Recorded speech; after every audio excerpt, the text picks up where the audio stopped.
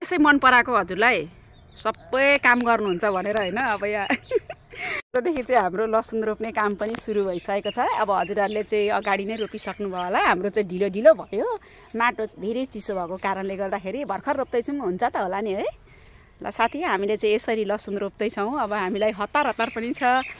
सक्न आँट्नुभयो? अलिकति बाँकी छ।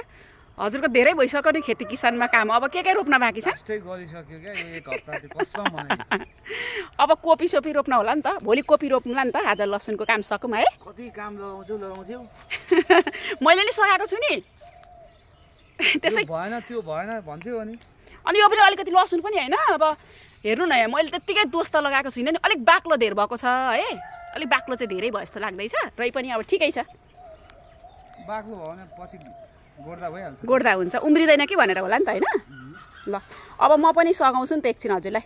छिटो रोपिसकेर उहाँ दोकानमा कस्टमर आइसके। यो खेती र पाती कति गर्नु परेको दादा? हजुरलाई यो खेती र पाती कति गर्नु परेको? 2 जना छौँ, कति थोक चाहिने हो खाना चाहिँ? फेरि यो मलाई सताएर मलाई काम गर्न लगाएको हो कि के हो यो त बुझ्नै नसक्ने भइसक्यो। यसरी गर्नुपर्छ क्या लसुन छिटो छिटो। अनि बिहान गरी लागिसक्यो यति रोप्न।